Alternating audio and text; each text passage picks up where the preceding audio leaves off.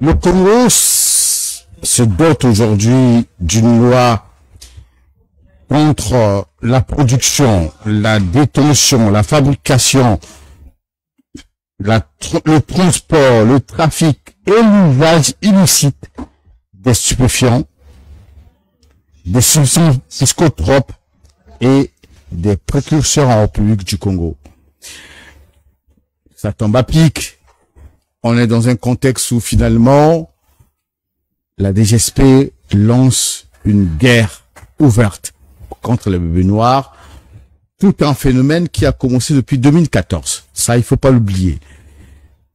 Aujourd'hui, l'opération coup de poing, nous avons aujourd'hui la DGSP qui renforce cette opération.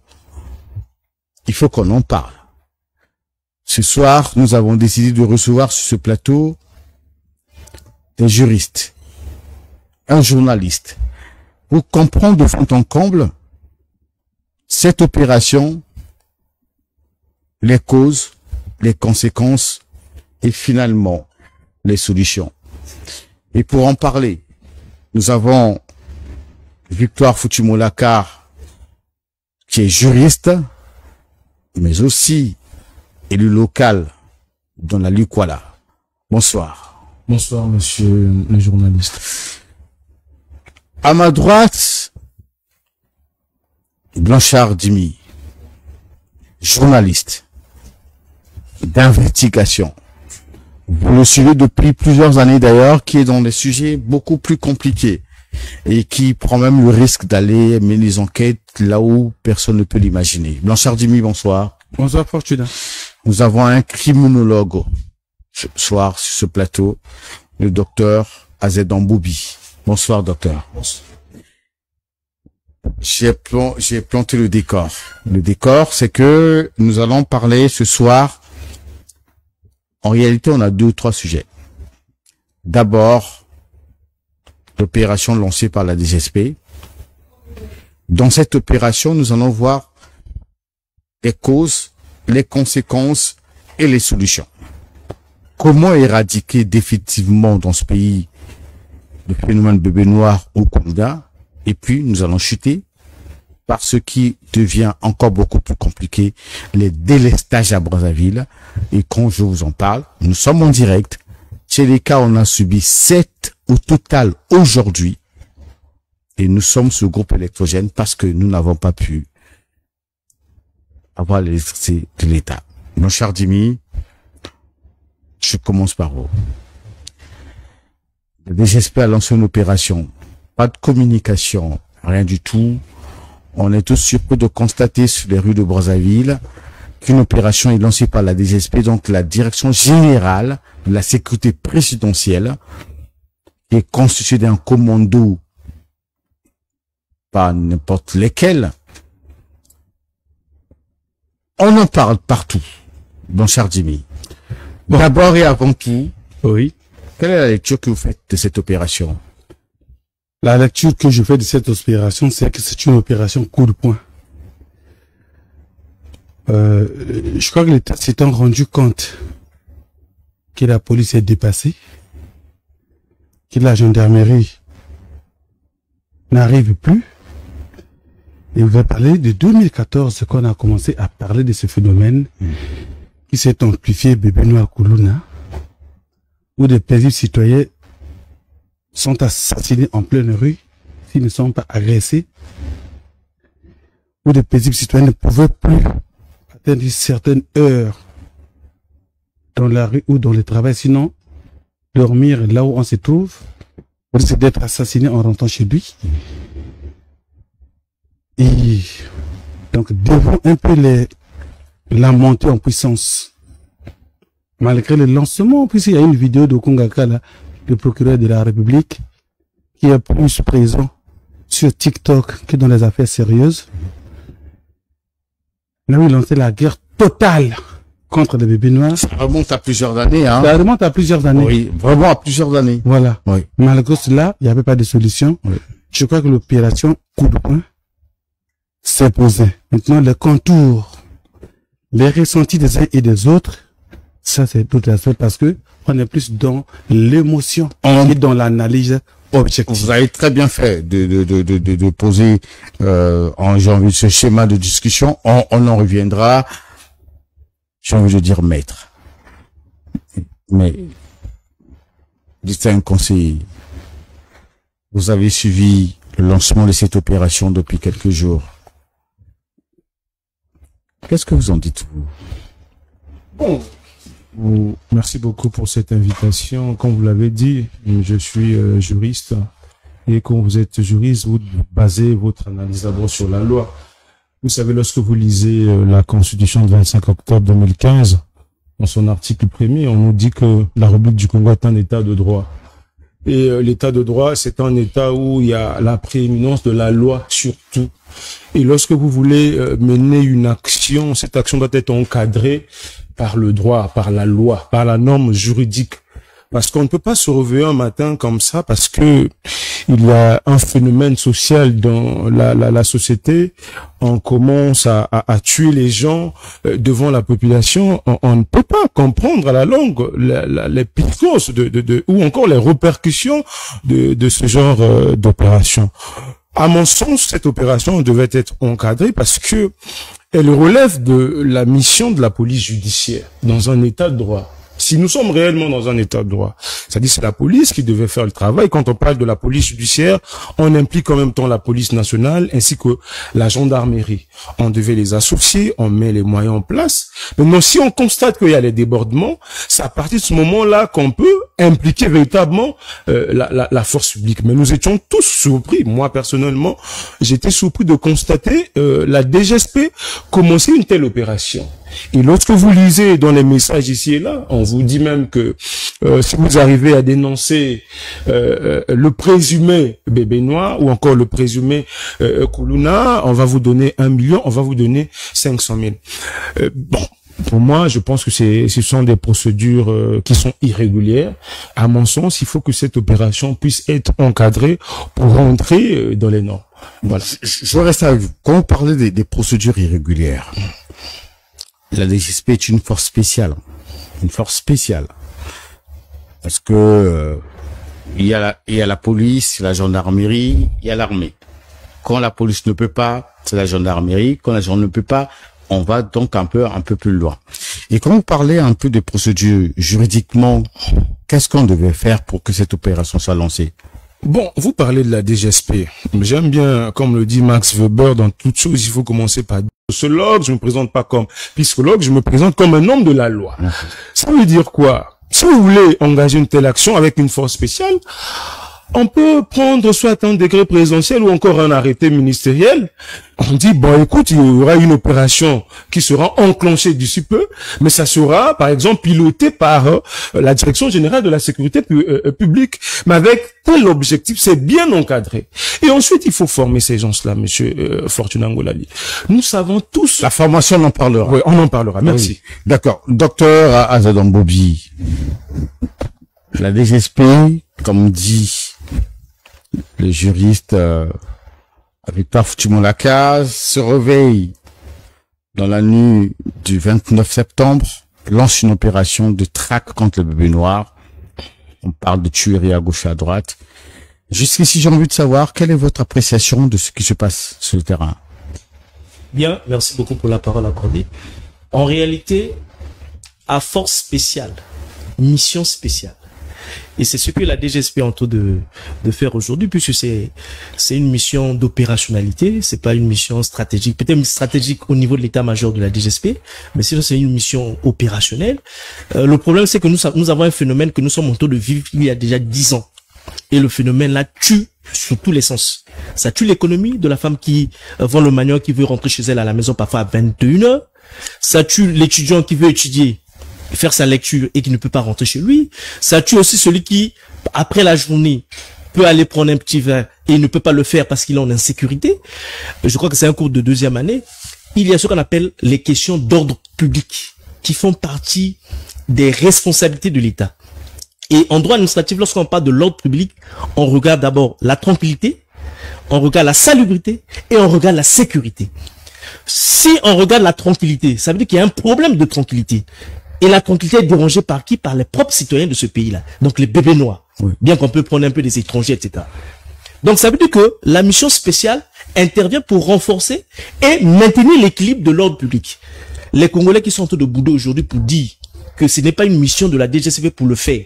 Mais quand on a fermé à Verda, mais on a vu les hommes en uniforme, la GR venir le faire. Tout ça, c'est parce que il y a une question d'ordre public. Mais pourquoi on n'a pas interdit la DGSP et la GR de pouvoir intervenir sur des questions d'assainissement? Donc, on est toujours dans le métier de l'ordre public. Et tout ce qui est question de métier de l'ordre public, ça ne pose aucun problème s'il s'agit d'intervenir et d'essayer d'éradiquer le phénomène qui nous dérange à un certain moment. Au moment où je vous parle, moi, j'ai un collègue à nous, vous avez suivi ça sur les réseaux sociaux. Il s'appelle le docteur Itouawe. Il revenait de la kermesse de Combo. Je crois que c'était à 2h du matin. Il se retrouve vers le marché Massengo. Deux bébés noirs surgissent. Il fait quoi? Il le matraque.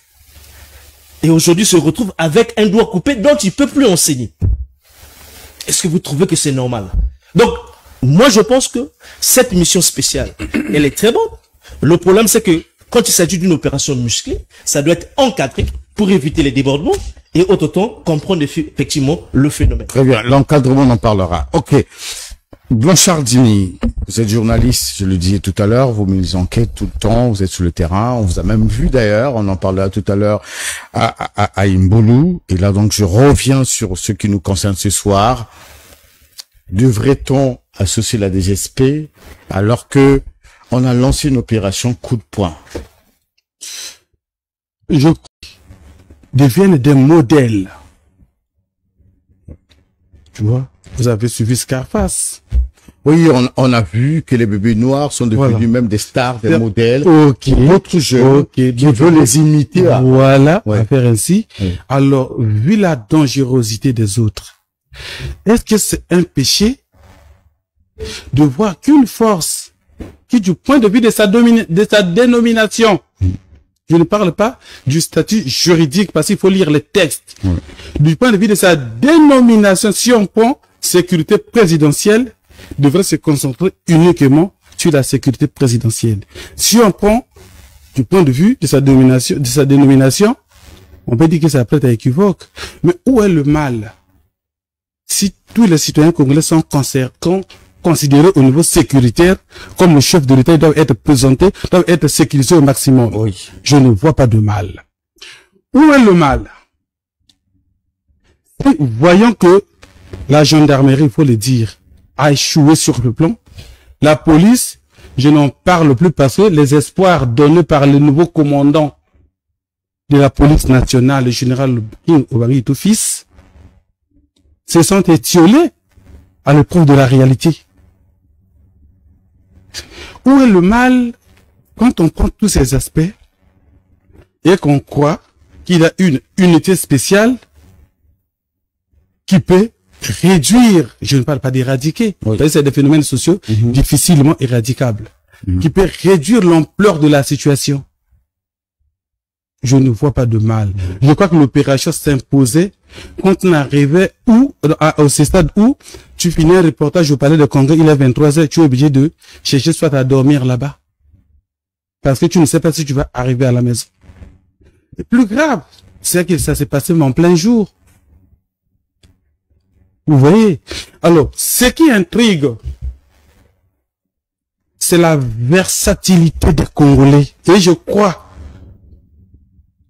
que ceux qui, aujourd'hui les rares, qui semblent condamnés, ils ont des raisons, c'est ceux qui n'ont jamais vécu les catastrophes de ce comportement de ces enfants. Très bien. Dans Charles-Demi, on va revenir au petit Victor Futumolaka. Nous entremettons les causes. Les bébés noirs, on en parle depuis 2014. C'est pas aujourd'hui. Ça ne date pas d'aujourd'hui. Depuis 2014, on parle de bébés noirs. On a vu le président de la République revenir sur ce phénomène plus d'une fois où il avait demandé même au gouvernement de tout faire pour mettre un terme à ce phénomène. Et quand on parle de ce phénomène, ça veut dire que tous les jours ou presque à Brazzaville, selon nos informations, on tue à Brazzaville, pour ne pas dire que tous les jours, s'il n'y a pas une agression de bébés noirs, il y a une tuerie de bébés noirs. Tous les jours ou presque. Il faut juste aller dans les hôpitaux pour le comprendre. Quelles sont les causes? Bon, Monsieur Fortuna, vous savez, il faut quand même rappeler à l'opinion que personne n'approuve ce qui se passe, dans ce sens où que nous sommes pour ou contre l'opération. Ou non, non. Parce qu'aujourd'hui, nous avons eu également des parents qui ont été tués par les bébés noirs.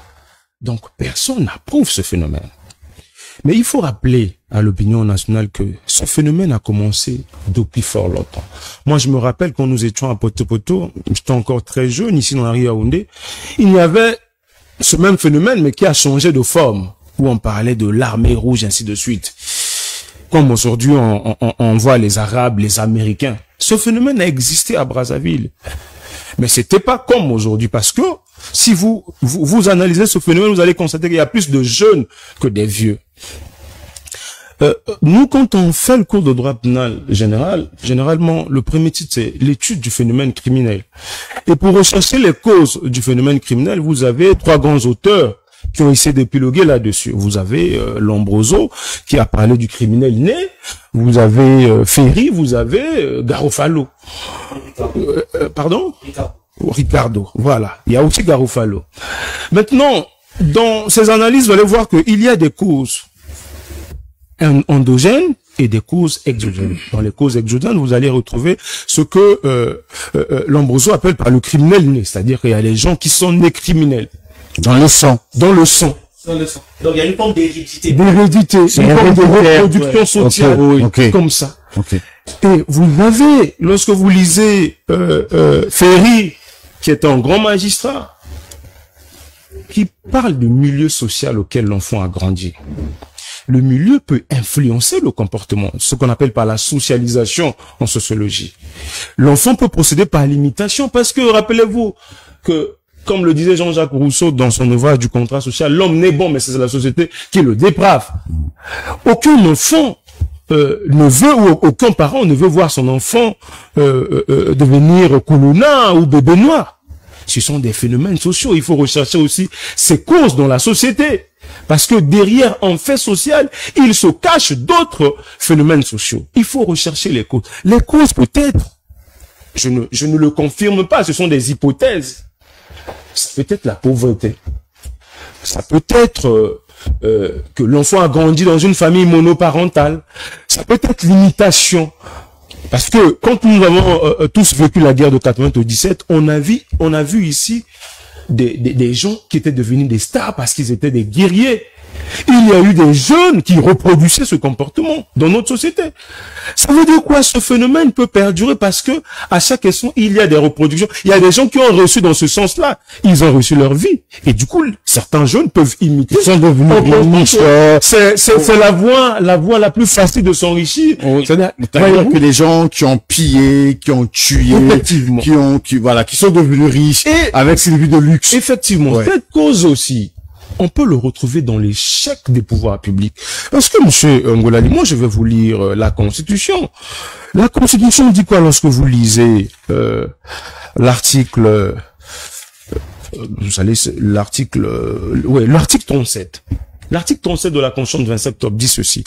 L'État a l'obligation d'assister la famille dans sa mission de gardienne de la morale et des valeurs compatibles avec l'ordre républicain. Mais je vous assure, quand vous faites une observation simple, il n'y a pas eu une bonne politique familiale dans notre pays. Ça n'existe quasiment pas. Comment on conçoit la famille au Congo? On n'a pas cette politique, mais sur les autres, vous allez voir qu'il y a des débats politiques en ce qui concerne la famille. Comment nous allons orienter nos enfants? Il n'y a pas cette politique-là. Du coup, vous avez une famille qui est abandonnée. Vous avez un monsieur qui ne travaille pas, qui n'arrive pas à nourrir ses enfants. Et les envoyer à l'école. Et de les envoyer à l'école. Parfois, ces enfants-là, quand vous étudiez, ils ne sont pas éduqués aussi. Oui. Ils ne bénéficient pas de l'instruction comme telle pour avoir ce que le philosophe appelle par le libre arbitre, pour distinguer, pour avoir un esprit critique. Donc, il faut voir tous ces aspects-là. Si on ne voit pas ces aspects, on va commencer à tuer ces enfants où on peut parfois les réinsérer socialement. On en parlera. Docteur Azedon Bobi, les causes de ce qu'on vit aujourd'hui. Ça vient d'où tout ça? Moi, je peux aller dans tous les sens, mais ce qui est sûr, il y a des causes endogènes, il y a des causes exogènes. Oui. La dépendance vers le produit tramadol. Le projet, on en parlera parce qu'il y a toute une loi aujourd'hui, voilà. Donc, c'est déjà une des causes. Okay. L'effet médiatique. Quand le phénomène se passait, par exemple, à Kinshasa, nous on suivait ici avec Lingala Facile. Oui. Au fur et à mesure, on a commencé à adopter cela. L'immigration mal faite, sinon le système des réfugiés mal géré au Congo, avec les Centrafricains où on a déposé au niveau des explosions du 4 mars. Oui. Cohabitons avec ceux qui n'ont pas connu le phénomène, commencent à copier cela. Et du coup, ça pose énormément de problèmes. Vous avez aussi une chaîne de discipline, sinon de prévention de tous ces phénomènes criminels, mais qui est aussi tellement défaillante en ce qui concerne la corruption qu'on regarde dans la police, en ce qui concerne la complicité des parents avec ces policiers. Et deuxièmement, il y a aussi une affaire de rétrocession par rapport à la chose volée par le bébé noir, donc le policier ou le gendarme censé le garder est obligé de prélever encore quelque chose. Donc, au vu de toutes ces causes, on se dit que l'État aussi a une part de responsabilité. La part de responsabilité, c'est quoi? Ce sont des valeurs morales que nous avons perdues. Et des valeurs morales, c'est parce qu'on n'a pas su anticiper sur des problèmes d'aujourd'hui qui regardent par exemple le téléphone, sinon le numérique, et qu'on pouvait aussi adapter un certain nombre de contenus de programmes pour essayer un peu de faire revivre les valeurs morales que nous avons perdues. Donc, en ce moment-là, on se rend compte que l'État aussi est très défaillant sur cette question-là. Le problème des familles, les familles aussi sont à l'origine, effectivement, de ce phénomène-là. Toi, ton enfant ne travaille pas. Il t'amène un iPhone. Tu reçois cela en toute gentillesse, sans pourtant lui demander là où il a trouvé ça.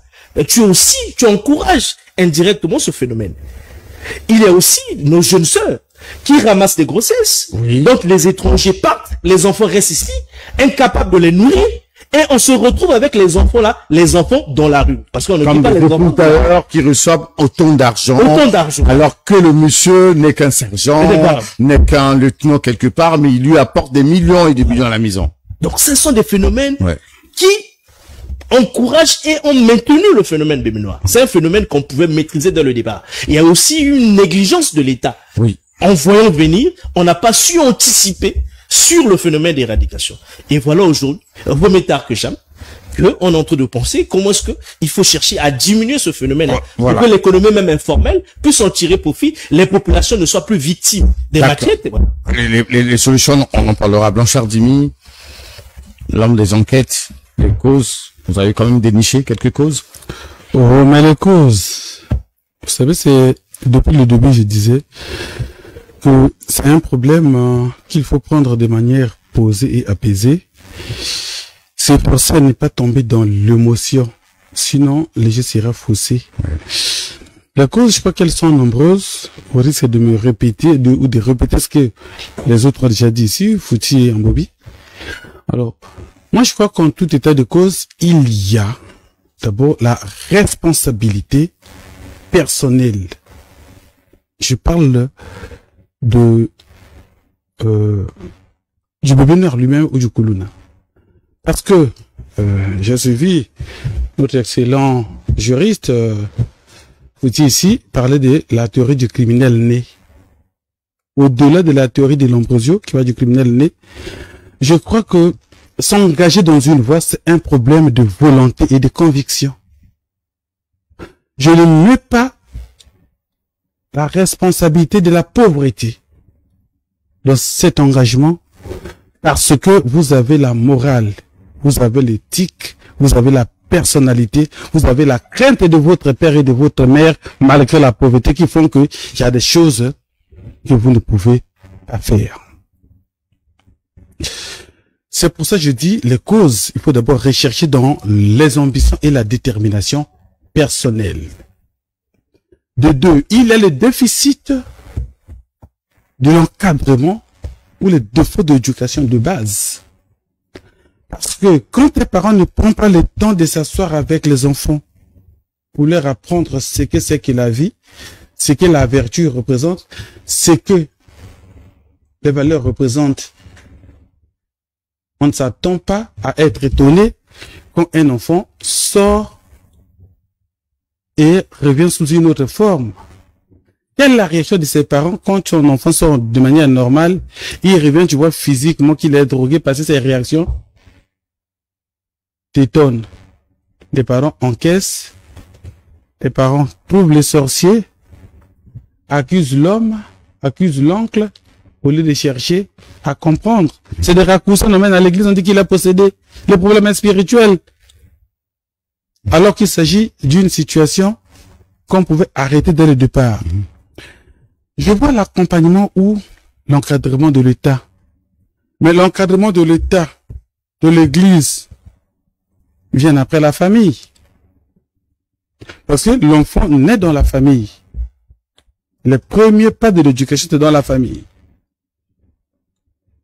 Après, c'est l'État, l'Église et la société qui prennent le relais pour compléter ce qui peut ne pas avoir été donné dans la famille et ce qui peut avoir été donné, mais de manière un peu réduite dans la famille. Ensuite, il y a le phénomène global de la perte des valeurs qui ne concerne pas que les bébés noirs qui sont en train d'être chassés aujourd'hui. Parce que quand vous êtes dans une société où un voleur est applaudi, on lui donne des surnoms parce qu'il sauve, entre guillemets, il dispatche, il redistribue.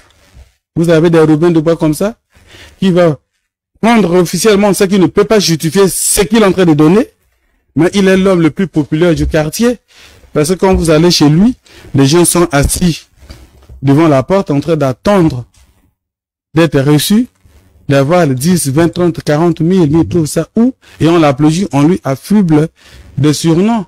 Il est mon Pao, il est Kondilele, il est mon Kondi. Mais qui est-il? C'est pas le bébé noir d'en bas. En fait, vous êtes dans une sorte de société qui a ses modèles, mais chacun est bébé noir à son niveau. Chacun est Koulouna à son niveau. Je me souviens de dire un jour sur l'un des plateaux de notre télévision ici, qu'il y a des bébés noirs, parce qu'il y a aussi des papas noirs. Très bien. Blanchard Dimi, merci.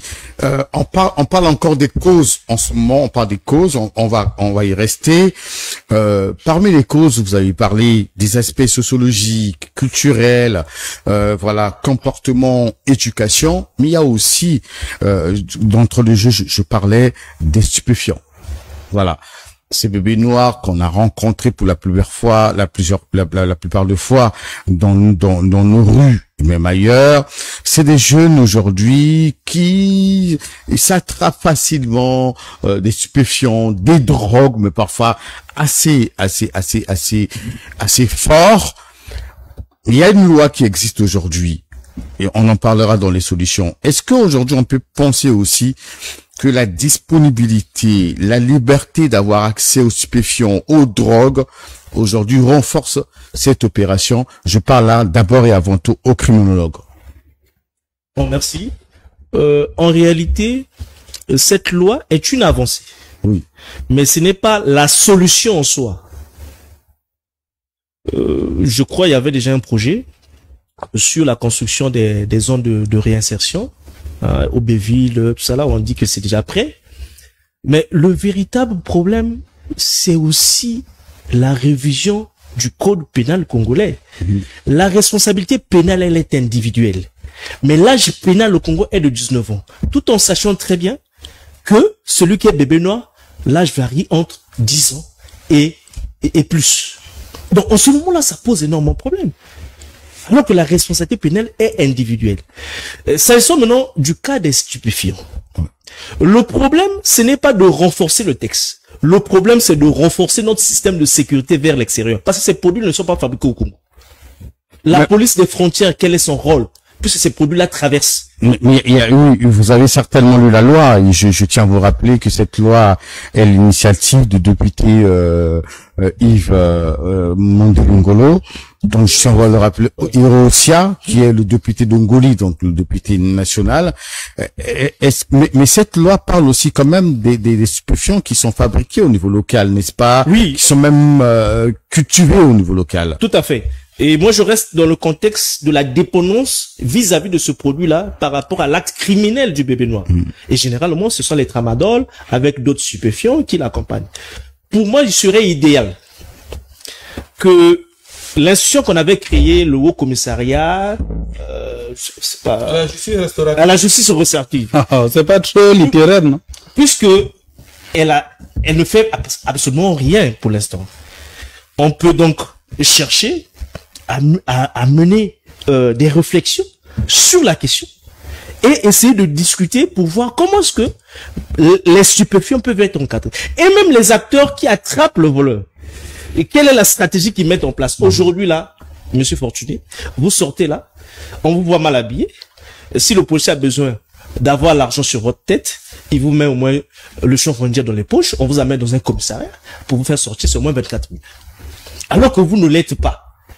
Et donc, ça veut dire que même avec la loi interdisant la consommation, la production de ces stupéfiants-là, il faut également qu'il y ait des acteurs opérationnels qui comprennent effectivement la mission de contrôle de ces produits-là. Et si on ne comprend pas la mission de contrôle de ce produit-là, chacun peut boire à sa quantité, sans pourtant consulter même les médecins ou un criminologue qui peut le consulter dans l'aspect psychologique criminel. Et en ce moment-là, on se rendra compte que le phénomène peut revivre, mais sous une autre forme, peut-être chez les personnes âgées. On ne sait jamais. Et aujourd'hui, nous constatons que ce n'est pas seulement les jeunes garçons qui en prennent, il y a aussi des filles qui en prennent. Et vous voyez, la DGSP a lancé un message par le biais de NTM sur la dame qui est recherchée. Mais vous vous rendez compte?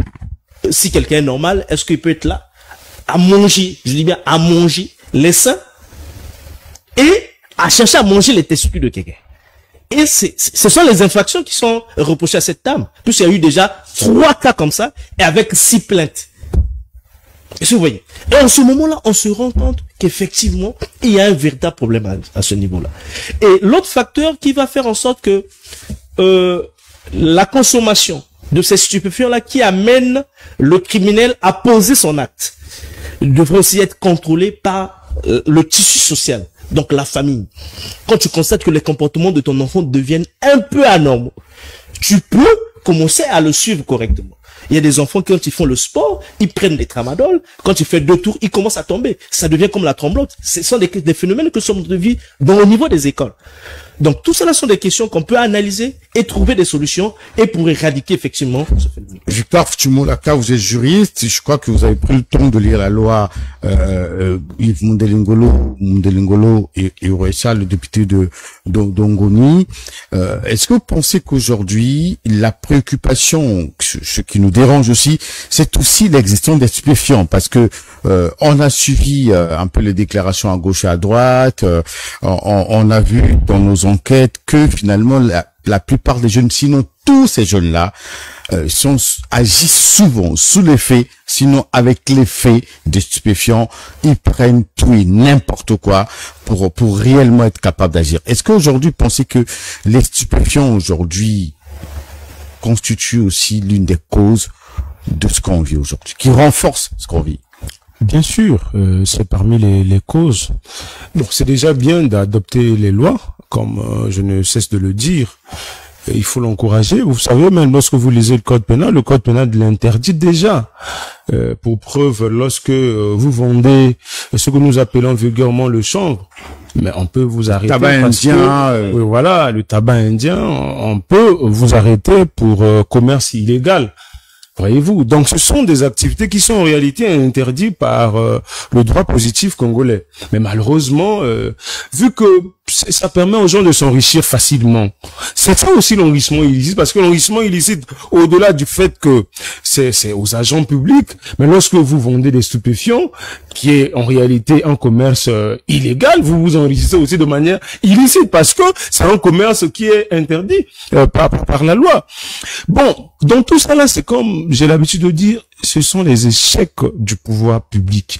Parce que, je vais vous prendre un exemple très simple pour illustrer mes propos. Récemment, on a eu à interdire la vente des sachets en plastique.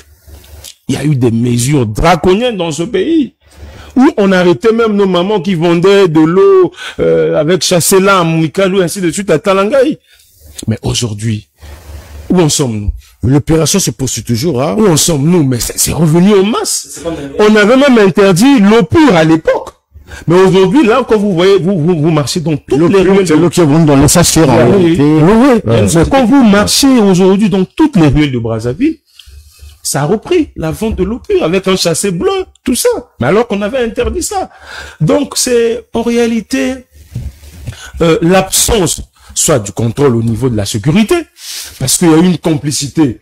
Vous voyez, les gens quittent parfois ici pour aller à Kinshasa, pour acheter les produits de Chalina, pour venir vendre ça. En réalité, ceux qui vendent ces produits-là sont dans le commerce illégal, c'est un commerce qui est encadré.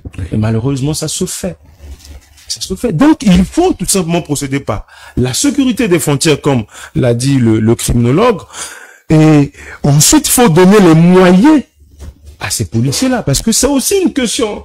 Il peut arriver que vous ne donnez pas suffisamment de moyens à ces gens-là, du coup, ils deviennent laxistes. Du coup, comme dans notre pays, aujourd'hui, la corruption est devenue un mode de gestion. Du coup, quand on tend à un policier ou à un gendarme une somme de 100 000 francs, il laisse passer ses marchandises. Et du coup, on vend ça à nos petits, ainsi de suite. Parce que moi, je voyais, chez moi à Talangaï là-bas, on vendait un produit de tramadol à 500. Mais fois, c'est des petits, ils disent, oh, mais grand, mon grand, les eaux fout à fort. Voyez-vous? Et on vendait ça à nos petits du quartier. Et parfois, on voyait. Donc, il faut en réalité dénoncer, mais il faut qu'il y ait aussi une complicité de la population dans ce sens, en dénonçant ceux qui vendent ces produits chimiques-là qui détruisent nos enfants. Voilà. Blanchardini, là, on comprend bien que les stupéfiants, les drogues qui sont vendues, parce que tous ou presque, hein, ces fameux bébés noirs et les koulouna, ils sont tout, je dis pas qu'ils agissent toujours sous l'effet de cette stupéfiant, de la drogue et tout, mais on constate tous, finalement, prennent ces stupéfiants. Il y a tellement trop de mélanges qu'ils font eux-mêmes. La loi Mondelingolo en parle, finalement. Il y a des cocktails, comme ça s'appelle. Ils prennent tel liquide, ils mélangent. On a même appris certains prendraient même du cirage que nous utilisons pour nos chaussures, pour se droguer. Alors, est-ce que vous pensez, vous aussi, en tant que journaliste d'investigation, que les stupéfiants renforcent aujourd'hui la force des bébés noirs? Le professeur Lissouba, et à son âme, en 94, lorsqu'il avait organisé ici à Brazzaville les sommets sur la drogue et le sida, avait déjà lancé l'alerte. Et je me souviens, j'étais encore au lycée et j'avais retenu quelques phrases, quelques balbutiements du président en lingala quand il disait "Bana soki ba meli bambanga, ba comme komona papa il double et ba comme kufa bateau." C'est ce que j'avais retenu, c'est dans la tête. Et ça veut créer le buzz à l'époque à sa manière, mais c'était déjà une alerte. La drogue. Oui. La drogue aujourd'hui est tellement facilement accessible qu'elle devient un problème de société qui doit être pris en compte par le pouvoir public. Parce que Fortuna, je ne vois pas mon jeune frère juriste, mon jeune frère criminologue ici, sans prendre quelque chose d'extraordinaire, prendre un couteau, se mettre à me poignarder. Donc, ils agissent sous l'effet des psychotropes. Parce que humainement, ça ne se justifie pas.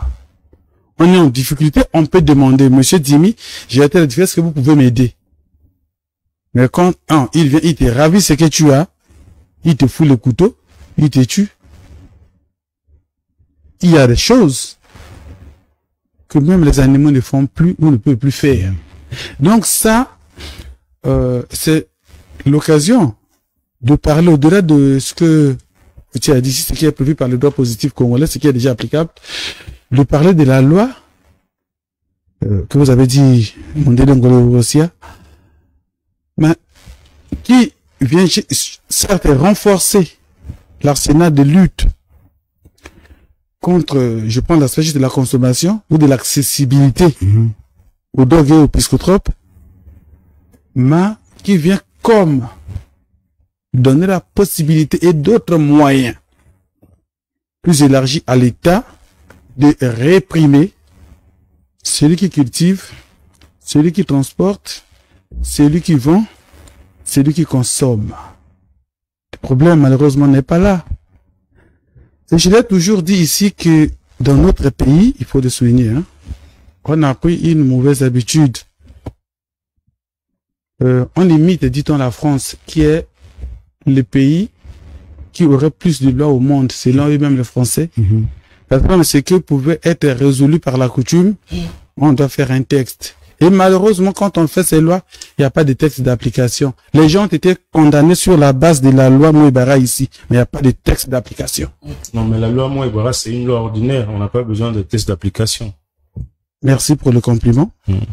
Mais c'est juste un plaidoyer pour faire comprendre que maintenant qu'il y a cette loi Mundele Ngolo Iwurosia, on a besoin que très vite tenant compte de la réalité actuelle, de la facilité de la production, de la commercialisation, de la vente, de la consommation, de l'accessibilité des drogues et des psychotropes, que les textes d'application suivent immédiatement pour permettre quand même que la justice puisse avoir plus de fluidité dans la gestion de ces situations. Je vous prends un cas très simple. On a parlé ici seulement des tramadol, non? Quand nous étions enfants, on entendait que les gens fumaient le passe-palor, mais ce que vous appelez gazon. Aujourd'hui. Après, il s'avère que les gens prenaient aussi ce qu'on appelle les chanvres pour faire le mal. Alors, est-ce que nous avons eu des éléments de droit pour anticiper ces actes? Moi, ce que je crains, c'est que les chanvres au Congo, il y a des villages, des départements, on sait que là-bas on produit. Tout le monde sait. Vous voyez? Mais on peut même savoir, même la police. Quelqu'un m'a parlé d'un policier qui aurait un fumoir chez lui des chanvres, qui aurait même été arrêté. Suite sans connu. Donc c'est des phénomènes qui existent, mais il faut qu'on donne la chance à cette loi d'être appliquée. Voilà, maître, docteur Zedoui. Quelque chose pour dire que les stupéfiants peuvent provoquer une dépendance. Mais cela dépend de la réaction de l'organisme de la personne. Vous allez vous rendre compte qu'il y a des gens qui peuvent prendre un stupéfiant, il vous fait un travail correctement s'il n'a pas.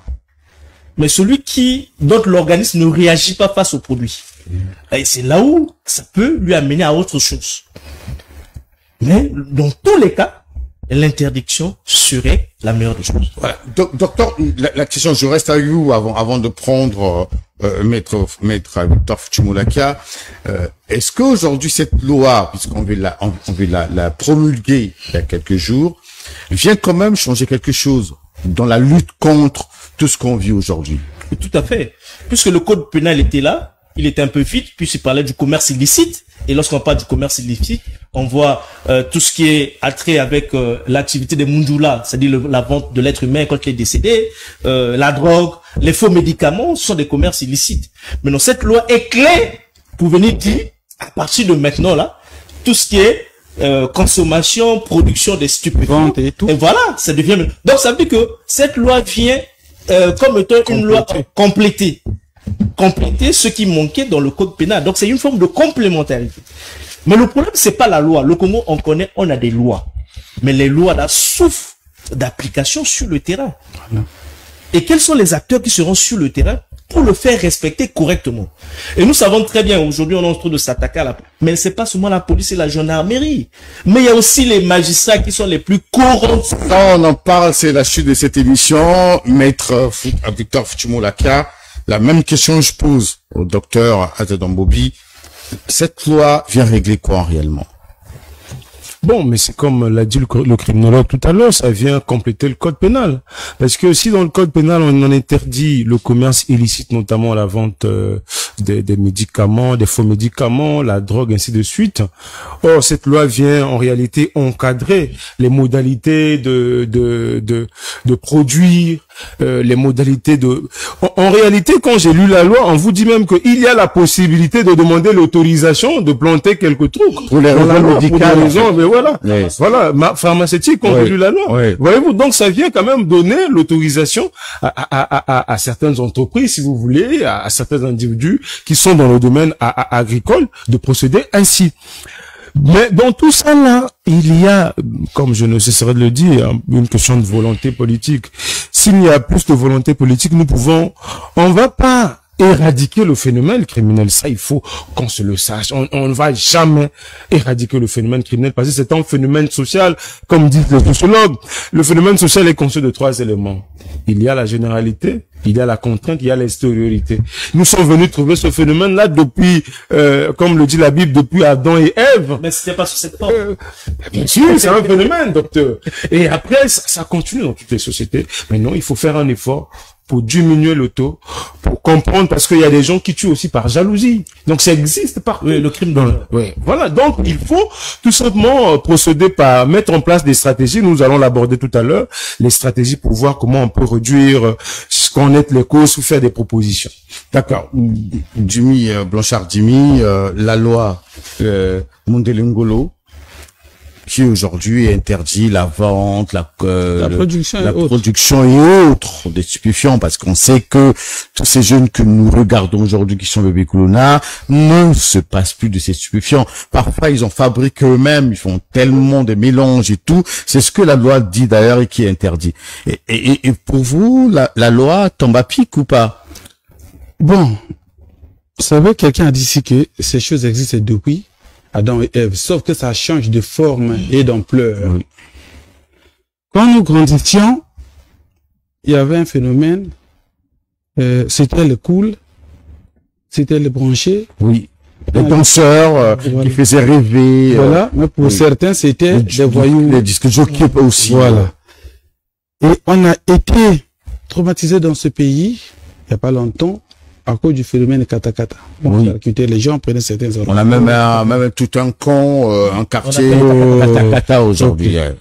Donc aujourd'hui, c'est un vide qui est comblé. Mais le problème, c'est, comme je l'ai dit, l'applicabilité sur le terrain.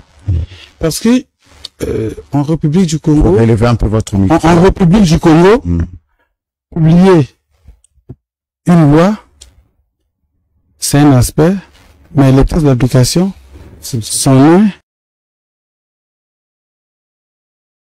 Ok, quand vous avez les textes, l'applicabilité aussi devient un autre parcours, et je parle là devant les spécialistes. La loi vient régler un problème, mais sur le papier. Or, nous voulons que le problème soit réglé sur le terrain.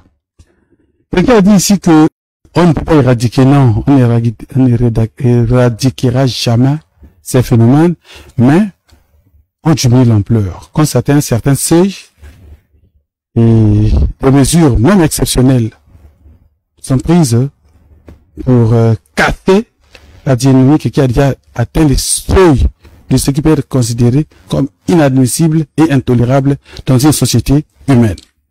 Maître, je reviens vers vous. Oui, là, on évolue. On a vu la population réagir, à en parler tout à l'heure de cette opération de lutte contre le bébé noir, puisqu'on en parle. Il y a une partie de la population, d'ailleurs majoritaire, qui a pris l'opération qui est menée par la DGSP, et finalement qui pense que la police n'a pas réellement fait son travail comme il fallait. Est-ce que aujourd'hui, comment est-ce que vous vous positionnez aujourd'hui par rapport à cette opération lancée par la DGSP dans la Direction Générale de la Sécurité Présidentielle? Est-ce que pense la population par rapport à l'opération coup de poing qui a été lancée conjointement police et gendarmerie?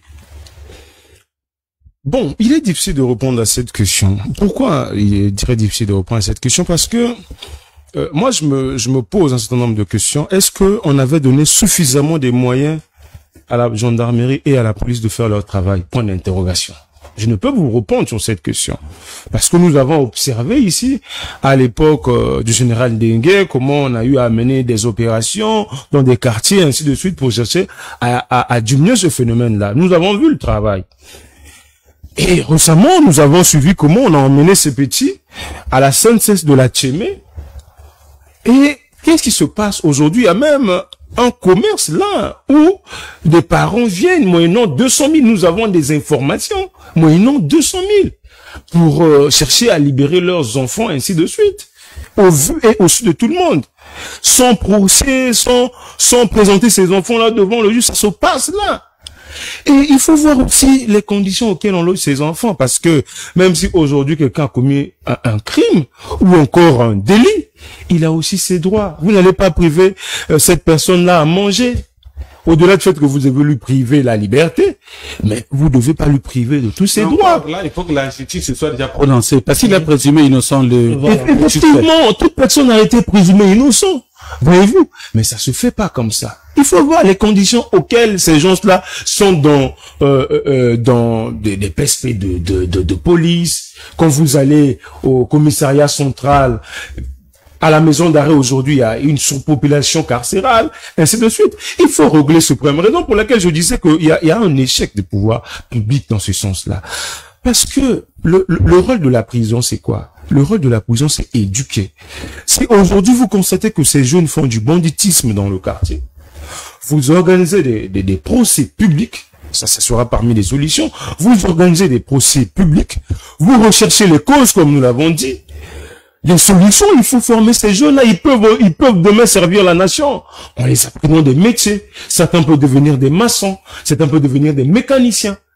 Et voyez-vous, mais quand vous commencez à les tuer, c'est bien parce que, il faut dire, moi, je n'approuve pas. Pourquoi? Parce que quand vous les tuez aussi, eux aussi tuent d'autres personnes.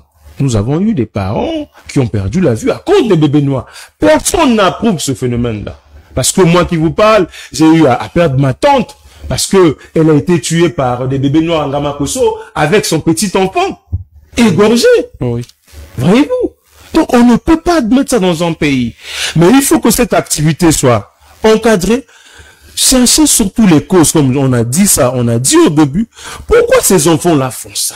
Il faut quand même se poser des questions. C'est des enfants que nous avons, comme nos mamans ont l'habitude de dire, c'est des enfants que nous avons accouchés, c'est des enfants que nous avons vus grandir. Pourquoi il y a ça? Parce que le Congolais n'est pas délinquant dans son sang, dans son origine. Le Congolais n'est pas délinquant. Mais pourquoi on constate ce phénomène? On doit se poser beaucoup de questions. Voyez-vous? Voilà. Je suis plutôt un peu d'un avis contradictoire ou contraire à ce que vous venez de dire. Moi, je suis de ceux qui croient que quand un phénomène, peu importe sa nature, peu importe ses causes, peu importe ses origines, quand un phénomène entretenu par une minorité met en insécurité la majorité, il faut les combattre, peu importe la procédure. Parce que dans la situation, dans les cas... Mais pourquoi les bébés ne se font plus voir? Ils avaient tenu la cité comme des maîtres ici. Ils faisaient pas. Pourquoi ils sont portés disparus? C'est parce que nous sommes dans une logique où la peur devait changer de camp. Et puis dans une logique où, devant un sadique, il faut être sadique. Oui.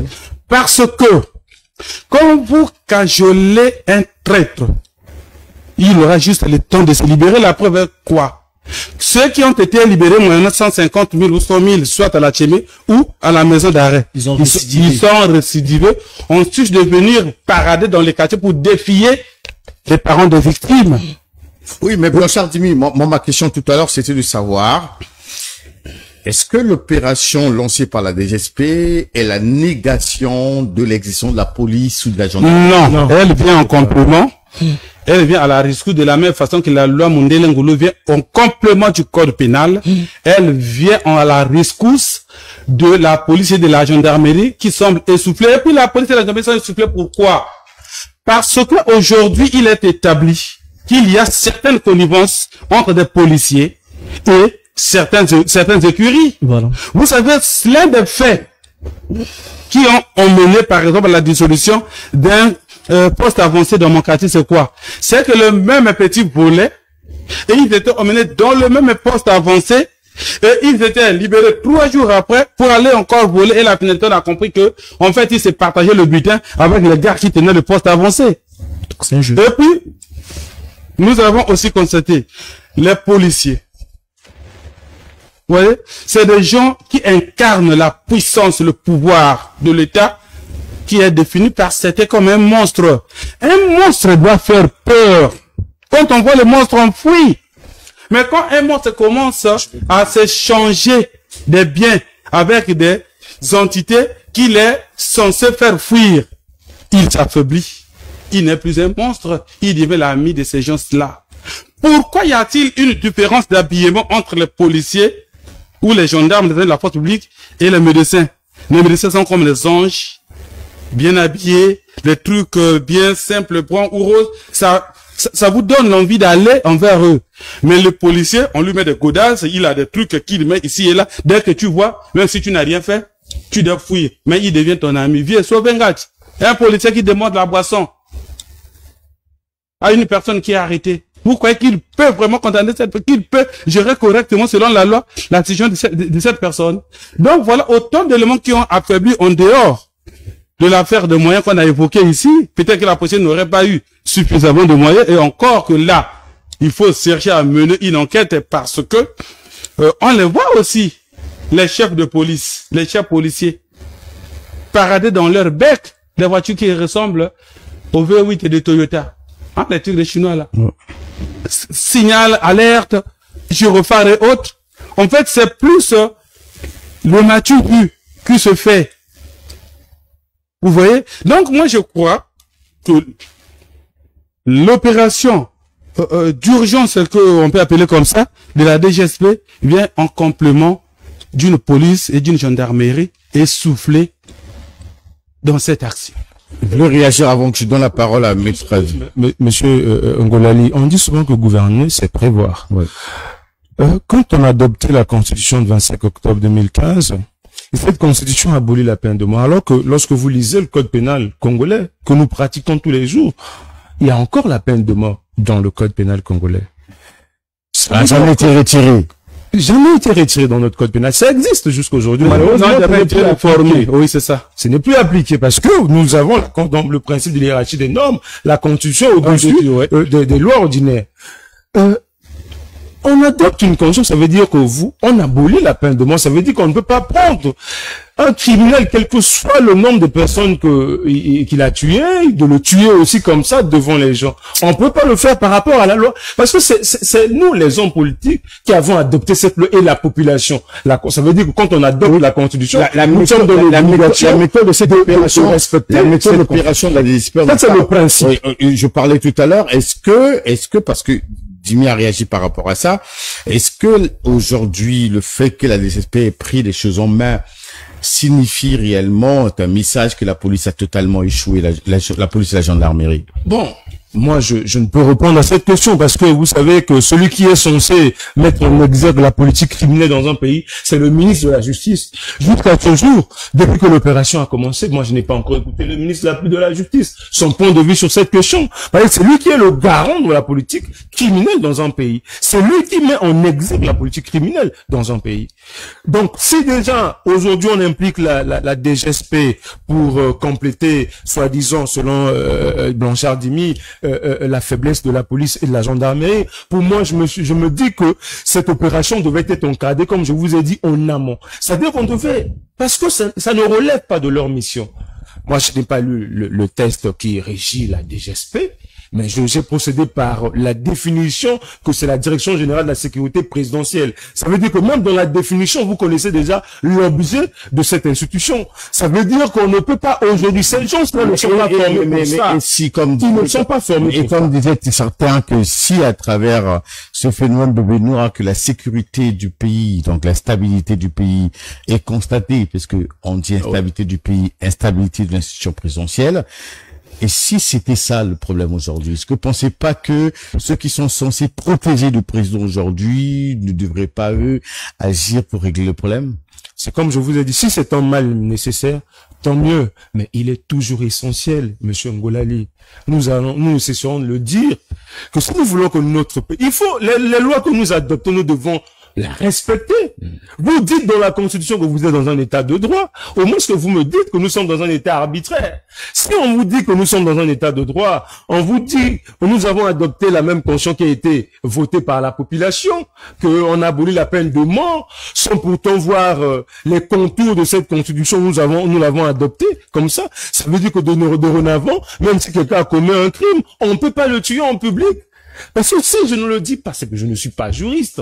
Ça veut dire que nous sommes censés... Je vous prends un exemple en France.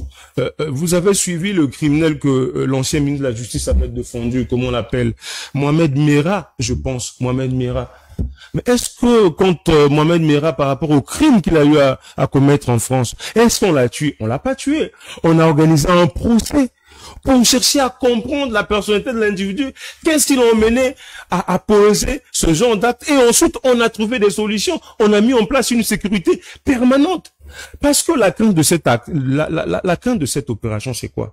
Parce qu'avec le système actuel qui gère le pays, c'est que on engage une opération, on arrête ça momentanément, mais après ça va se reproduire. Ouais, mais vous parlez de la France il y a quelques jours seulement. Je n'ai pas envie de faire moi la défense de ce qui se passe.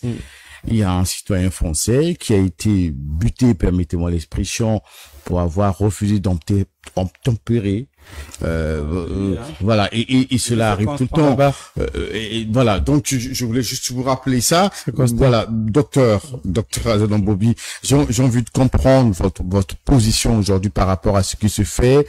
La DGSP, dans la direction de la sécurité présidentielle, par rapport à tout ce qu'on apprend, a pris les choses en main ou encore a voulu compléter ou renforcer l'opération coup de poing puisque ça n'a jamais été arrêté ou annulé.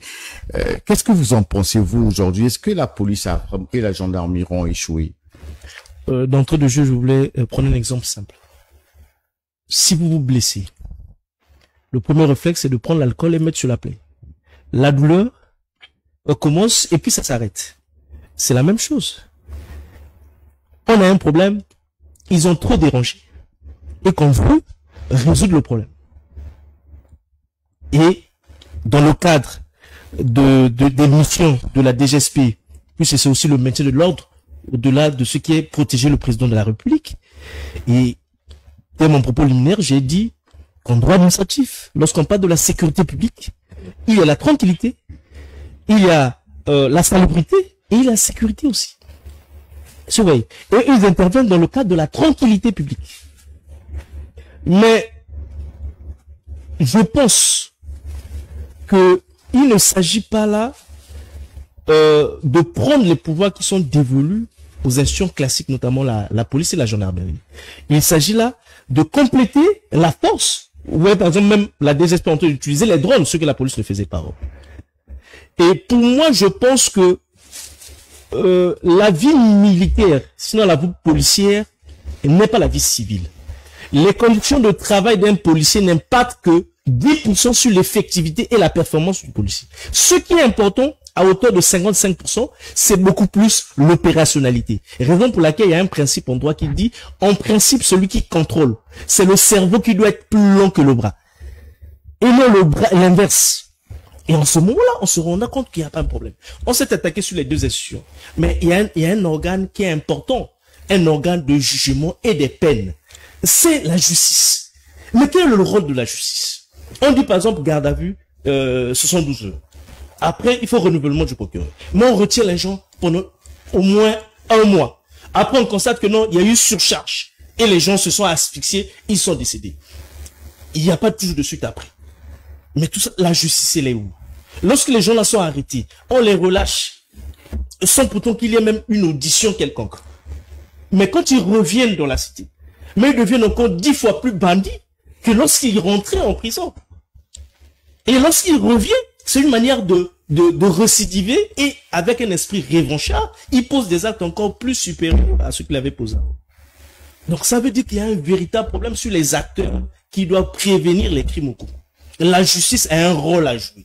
Le procureur de la République bénéficiant d'un pouvoir, celui de l'opportunité des poursuites. Connaissons que, puisque chez nous, on a ce qu'on appelle la cartographie criminelle. On peut connaître que à Boitambongo, voici les bébés noirs sont là-bas. On adopte deux méthodes. Soit c'est l'exfiltration, soit c'est la filature. On les attrape facilement. Nous sommes là des sachants, on maîtrise ces domaines.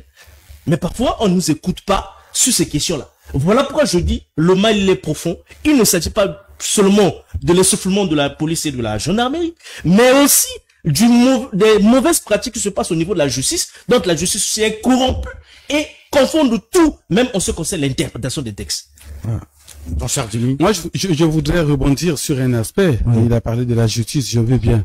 Alors, quand vous avez une justice où quelqu'un qui est présumé certes innocent, mais qui a commis des dégâts, des préjudices à autrui, où vous êtes en procédure, je n'ai moi été victime, et la personne corrompt des magistrats là-bas, ou des procureurs, se retrouvent venir défier tes enfants à la maison. Votre père croyait qu'il est, moi je suis. Oui, puisqu'on a appris que la police interpelle, on arrête, mandat de dépôt, 4 jours après le même criminel. 4 jours parfois c'est trop. On arrête en flagrant délit, même dans la rue. C'est trop, c'est trop. Et c'est tout ça qui a conduit au phénomène barbecue. Ça veut dire quoi le phénomène barbecue? Ah non, on a tous lu sur oui, le barbecue. Quand on saisit, quand la population saisit, il lui rend sa justice. Ouais. On tue un Koulouna, on le brûle. Parce qu'à un moment, on ne croyait plus à la justice. Non, on ne croyait plus, même jusqu'aujourd'hui. Oui. On ne croit pas. On ne croit pas. Et c'est ça. C'est la population désemparée. Non seulement de l'inefficacité de la police, ou des déficits d'opérationnalité de la police et de la gendarmerie, mais de la confusion et de la débrouillardise de nos magistrats ou de nos procureurs. On a un procureur ici qui est sur le terrain. Un procureur qui est plus efficace que sur le terrain. Sur le terrain. Vous avez vu ça dans quel pays, monsieur? Restez sur votre Dans quel pays un procureur se lève, va maintenant poursuivre les gens dans la cité, faire son petit terrain? Vous prenez ça pour un procureur? Non, écoutez, je ne peux pas on a vu faire la reconstruction d'une femme qui a volé un bébé, là. Oui, la reconstruction est faite. Oui. S'il vous plaît. Oui. Non, il y a 194, sinon 196 États dans le monde. Dans quel pays vous avez vu ce que nous avons avec notre procureur de la République? C'est-à-dire je ne voudrais pas que son dit notre Dimi a fait la reconstruction, comment on appelle, ça, c'est à la limite du théâtre qu'on est en train de faire. Les choses sont profondes, il faut qu'on apprenne du sérieux. Quand on a un certain degré de responsabilité, on doit prendre du tout le sérieux. Les gens meurent. Non? On bébé là, par exemple, tu vous dites que c'est ça, pas... c'est le théâtre? La femme c'est qui a le volé théâtre, parce que c'est pas le seul cas.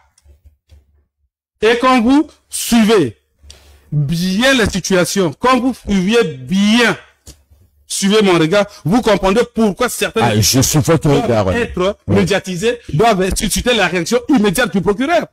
Comme le jeune, on n'est que 5 millions. comme le jeune, on connaît tous, on sait les accointants, tu peux les citer. Comme le jeune étudiant qui a été mutilé, tué, on n'a jamais vu aussi de reconstruction de faits par le procureur. Ouais. Il y a des gens qui ne comptent pas aux yeux de certains.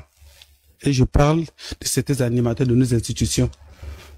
Vous voyez, la DGSP devrait se réveiller et faire ça. Très bien. Parce que les Congolais n'ont plus confiance ni en leur procureur, ni en leur justice, ni en leurs policiers, ni en leur gendarmerie, en majorité. Très bien. Bon, Chardini, maître, la justice, parlons-en. La police aujourd'hui a 3647 détenus.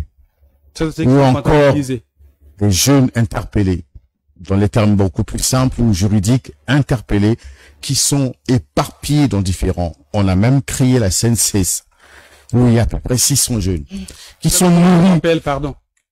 On dit, on a trouvé un terme, pour essayer de donner un certain honneur. Des jeunes en conflit avec la... Voilà. Voilà. Et donc ces jeunes, aujourd'hui, surtout à la CNCS, sont nourris par la police elle-même qui, qu'aujourd'hui, selon nos informations, n'a pas suffisamment de moyens et qui n'a pas en réalité le devoir de nourrir les détenus ou les gens interpellés. On a vu ces jeunes malades, parfois sous perfusion, qui sont devenus très fétiches parce qu'ils sont malades. Depuis qu'on a créé la CNCS, pas de procès. On interpelle, on garde dans les commissariats. Est-ce que vous pensez, puisqu'on tend vers les solutions sur ce phénomène de bébé noir, la part de la responsable de la justice joue-t-elle bien son rôle? Bon, moi j'épargne un peu la justice sur cet aspect, parce que cela ne relève pas de la compétence de la justice. Vous voyez, cette question quand vous évoquez la CNC, c'est d'abord une question des pouvoirs publics.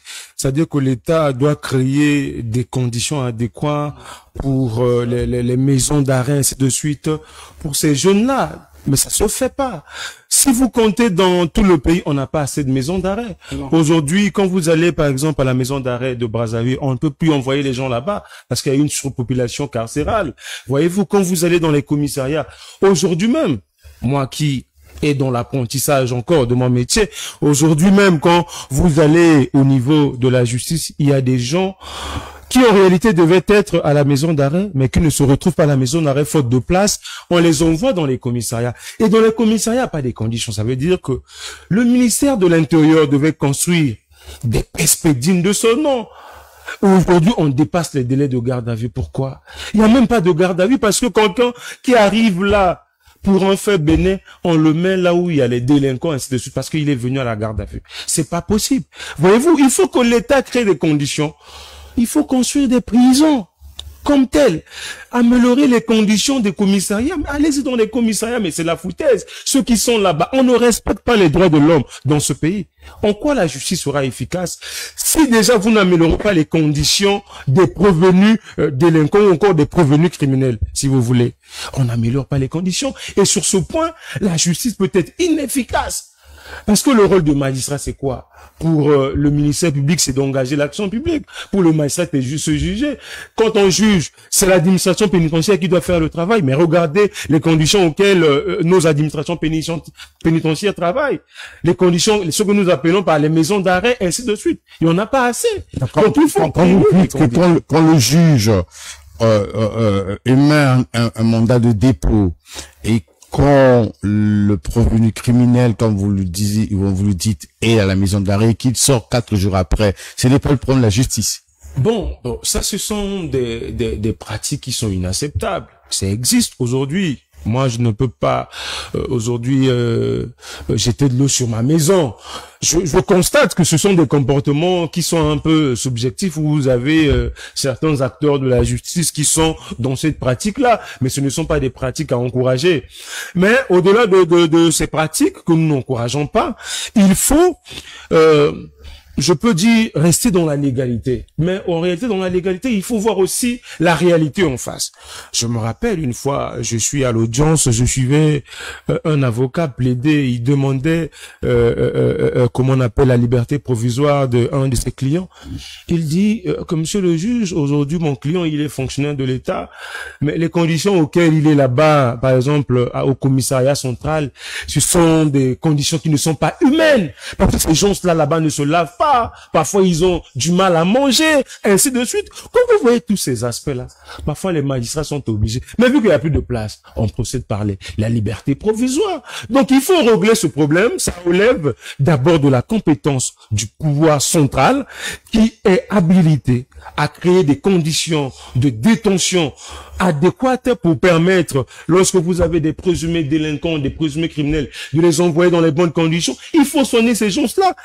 Parce que quelqu'un est prévenu ou encore est présumé délinquant, que vous lui privez de tous ses droits. Oui, monsieur Ngolali, il faut venir au tribunal pour voir comment ces jeunes-là sont incarcérés, même dans la prison de la gendarmerie qui est derrière le greffe. Vous sentez l'odeur. Je connais, j'ai été. Donc, ça veut dire que on ne respecte pas les droits de l'homme dans notre pays. Donc, il faut voir tous ces aspects avant d'engager la responsabilité des acteurs de justice qui sont les magistrats et autres. Parfois, je les condamne pas, mais ils sont confrontés à des réalités. Voilà, nous terminons cette émission par les solutions. Voilà, phénomène bébé noir. On parlait tout à l'heure de la loi Mundelingolo. Je reviens parce que ça fait partie aujourd'hui de la lutte contre les stupéfiants. Tous les bébés noirs ou presque prennent, sinon tous ils prennent des stupéfiants pour faire face à leur vie de tous les jours. Question de docteur Azedan Bobi. je reviens sur ce que je vous disais tout à l'heure. Vous allez faire des propositions sur les solutions qu'il faut. Mais partons d'abord de cette loi. Est-ce que la loi peut résoudre un problème si on supprimait les stupéfiants dans ce pays? La loi n'est qu'un renforcement de l'existence. Ça ne peut pas résoudre tous les problèmes. Au moins, c'est une avancée qui permet à ce que le juge d'instruction qui applique une peine peut se référer du commerce illicite à travers la sanction qui est prévue sur la consommation des stupéfiants. C'est déjà quelque chose de très important. Puisqu'on dit, nous le crimen, le point national. Donc, pas de peine s'il n'y a pas un texte qui est prévu en la matière. Donc, c'est déjà une avancée significative pour éviter le vide juridique sur la classification spécifique du commerce illicite à travers la consommation des stupéfiants. Mais moi, je me pose une question. Et c'est là où je ne rejoins pas mon co-débatteur. C'est le fait que la justice ne peut pas être dédouanée de ce phénomène de relaxation des criminels. Vous ne l'avez pas compris donc. Non, Jimmy, on va il ne peut pas jeter l'eau sur sa maison. Voilà. Ah, il a dit ça. Ouais. Oh, d'accord. Donc, mais comme il dit ça, moi, je pense que la justice... Ou encore, il ne veut pas brûler sa propre Voilà, il ne maison. veut pas brûler sa propre maison. Voilà. Donc, je me rends compte que la justice aussi a un rôle à jouer. Vous savez, nous avons suivi récemment, lors des sessions criminelles, le tribunal des enfants. Le tribunal des enfants qui a rendu les verdicts. Mais, lorsque vous avez donné les statistiques là, ça fait partie de ce qu'on appelle une criminalité réelle. Ce que nous avons comme statistique à la maison, c'est une criminalité apparente. Et la justice se base sur une criminalité apparente, sur une criminalité réelle, en principe pour aider aussi les pouvoirs publics, notamment le ministère de la Justice, donc le garde-sceau, à pouvoir prendre une mesure importante en ce qui concerne le phénomène qui gangrène. Puisqu'on veut diminuer, par exemple, les statistiques de la criminalité réelle, dont les infractions sont connues au niveau du tribunal. C'est ce que la justice ne fait pas. Donc, moi, je pense que il faut que les acteurs de la prévention et de la répression de tout ce qui consomme ou transforme, voire même produire, ceux qui produisent les stupéfiants, qui travaillent en synergie et qui puissent renforcer l'éthique et la déontologie dans le travail. Et en ce moment-là, on va arriver effectivement vers à éradiquer totalement ce problème. Blanchard Jimmy. Je ne crois pas en l'éradication totale. Même avec la loi Mondelengolo. La loi Mondelengolo, c'est un complément. Avant Mondelengolo, il y a le code pénal, il y a d'autres histoires, qui sont punies aussi.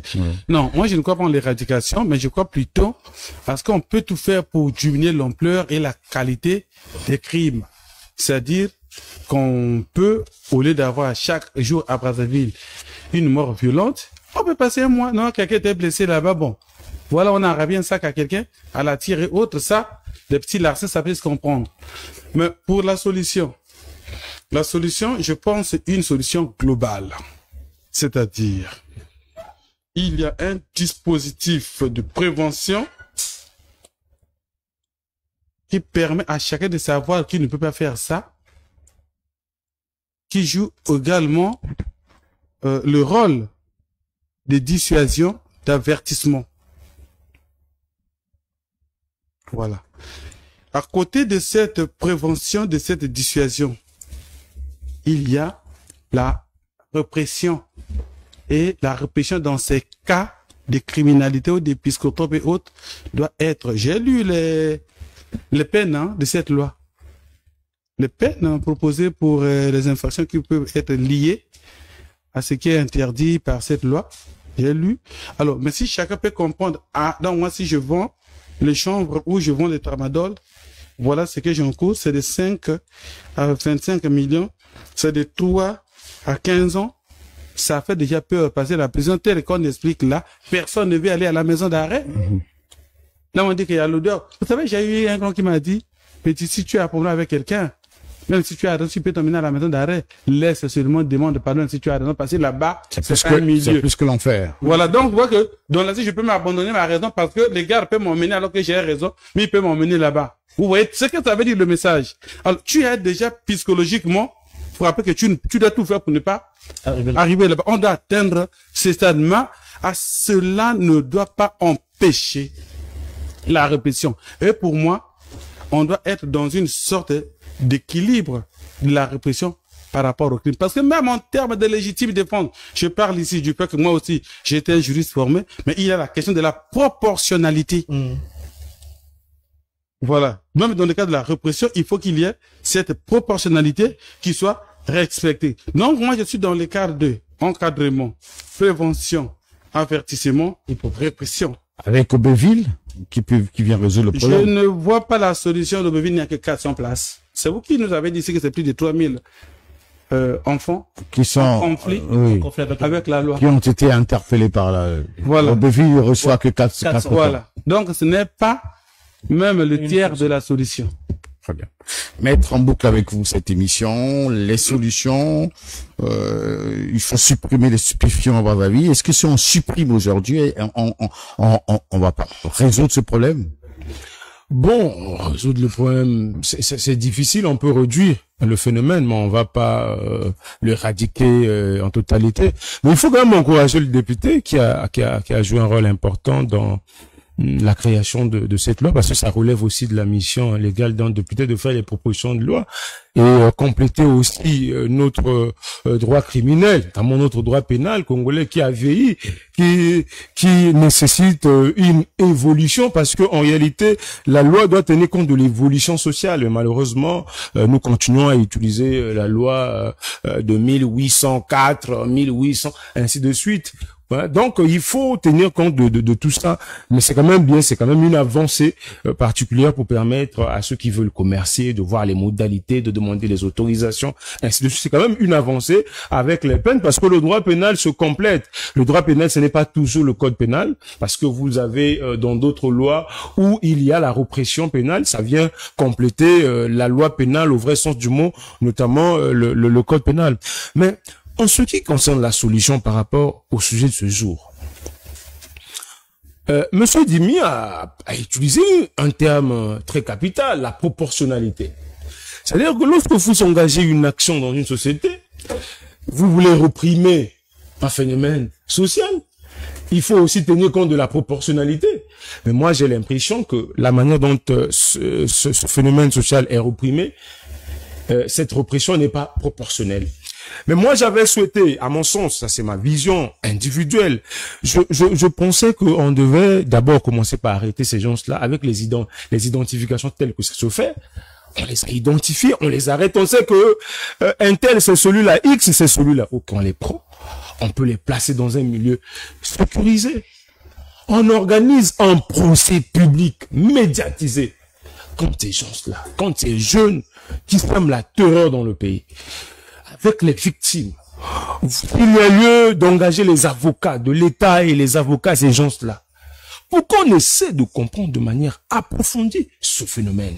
Et ensuite, vous les condamnez. Si c'est à perpétuité, vous les condamnez à perpétuité, ils vont rester là jusqu'au fin de leur vie, ainsi de suite. Et on règle le problème, parce que la dangerosité, c'est quoi? Moi, j'ai une sœur qui me dit, il dit, mais Yaya, c'est bien ce qu'ils sont en train de faire, mais qu'on ne puisse pas tuer ces jeunes-là devant nous. On est en train de nous traumatiser. Maintenant, il ne faut pas que le pouvoir actuel, là, je porte ma casquette en tant que conseiller municipal, en tant qu'acteur politique dans ce pays.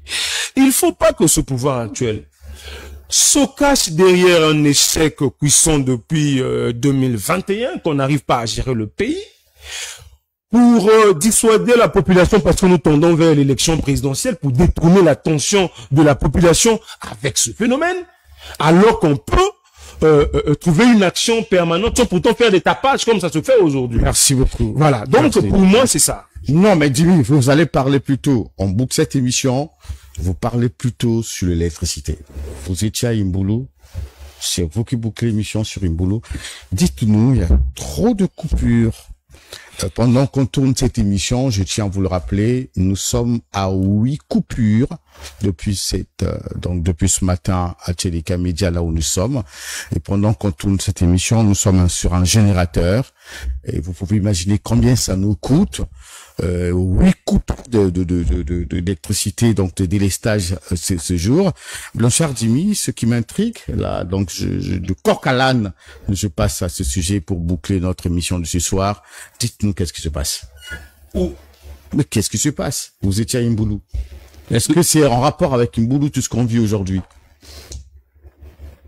Bon, je sais même pas par où je commence pour vous répondre parce que avant d'aller à Imboulou, je fais des tours à la direction générale de Carissé où je devrais rencontrer le directeur d'exploitation pour le Brazzaville.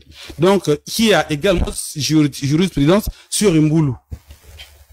Mais le rendez-vous donné, c'est avorté. Non, parce qu'il va assister, il devrait aller assister à l'intronisation du préfet. D'un préfet. Un préfet. Vous voyez? Et pourtant, la situation d'électricité se pose avec acuité. Il y a tellement de rumeurs qui ne le pergnent pas. Certains l'accusent crûment qu'il est un mauvais gestionnaire. On voulait avoir des éléments techniques qui expliquent. Mais après, jusqu'aujourd'hui, Dieu merci, j'ai appris qu'il y avait la possibilité d'arriver à Imboulou.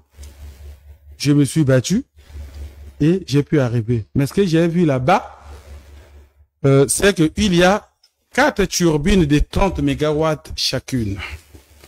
Sur les 4, 300 non fonctionnelles. La première, c'est la turbine numéro 1, la turbine 1 qui est fonctionnelle. Et c'est celle-là qui avait créé des histoires le 25 septembre dernier. Quand elle a lâché, on a dit qu'Imboulou, c'est fini. Et effectivement, Imboulou, c'était fini pendant 2 jours, selon les techniciens. Peut-être que je les ai tous interrogés. Mais pour nous qui avons vécu de bout en bout le chantier Imboulou, qui était, qui a suscité un rêve, l'espoir, apprendre que depuis 15 ans, c'est-à-dire de 2010 la mise en service, 2011 l'inauguration, à aujourd'hui, n'a jamais eu une révision générale. C'est hallucinant parce qu'il s'avère qu'une centrale électrique de ce gabarit doit être, selon les techniciens, subir une révision générale après 30 000 heures de fonctionnement. Mais quand vous arrivez, vous voyez que la deuxième turbine a été démontée par une société qu'on appelle Fomico, qui est le partenaire de la DKRC sur ce travail. C'est déterré, c'est démonté, et la turbine. Et actuellement, le problème, c'est que c'est fait démonter depuis 2024. Ça fait presque 1 an. Les techniciens chinois qui devraient arriver pour voir leurs pièces, c'est-à-dire les fabricants de cette turbine, voir les pièces qui sont déjà endommagées pour qu'on les change, afin qu'on remonte la turbine qui redevient fonctionnelle, ne sont pas encore arrivés, ils sont attendus, ils savaient que l'hôtel est en train d'être réhabilité pour ça, mais ce n'est pas de leur faute, hein, c'est parce que l'État congolais ne paye pas de l'argent. Moi qui ai vécu Imboulou du chantier à l'inauguration, je suis rentré dans la salle qui servait de remodélage, recalibrage des pièces. Ils n'ont pas parlé de la fabrication, de l'adaptation des pièces. J'ai failli avoir les larmes parce que j'étais devant. En réalité, Imboulou devient un cimetière d'éléphants. Il n'y a plus rien. Il n'y a plus rien, sinon presque. D'où le titre, la menace est passée, mais...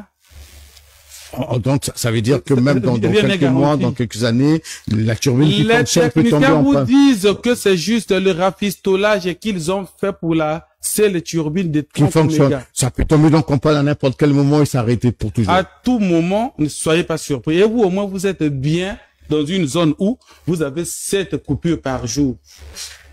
Mais dans certaines zones, comme la nôtre, je peux, si je n'exagère pas... 3 semaines. Voilà. 3 semaines sans électricité. Mais ça ne vient pas.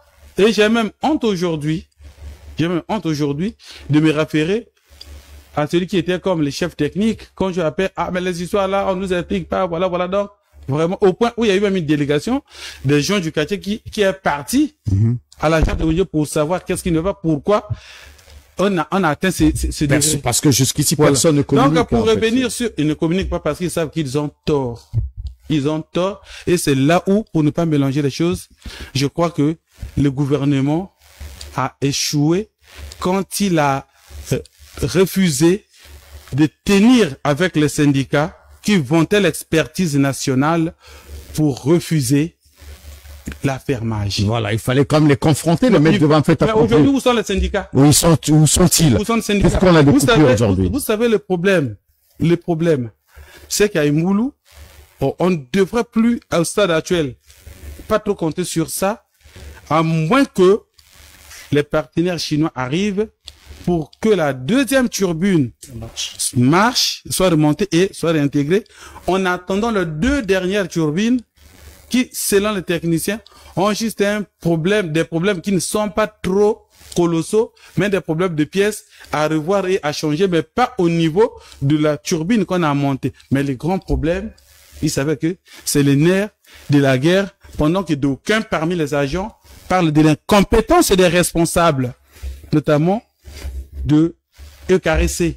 Je ne cite pas le nom, suivez mon regard. Certains ont trop parlé, aujourd'hui ils ont disparu du même, parce que finalement, cette histoire d'électricité au Congo, c'est comme la grossesse, on peut tout garder, mais finalement pas se monter. Comme quelqu'un disait, que la République soit. Jean-Charles Dimi, merci pour ces informations. Nous bouclons cette émission, donc le dictionnaire politique. Merci de nous avoir suivis. Nous allons nous retrouver la semaine prochaine sur d'autres thématiques. Vous êtes nombreux à nous contacter pour souhaiter à participer dans les débats. Nous sommes très ouverts. Nous avons notre numéro qui s'affiche sur notre page, sur YouTube également. Envoyez-nous donc vos messages. Nous vous inviterons au prochain débat. Il n'y a pas de problème. Merci, à la prochaine occasion.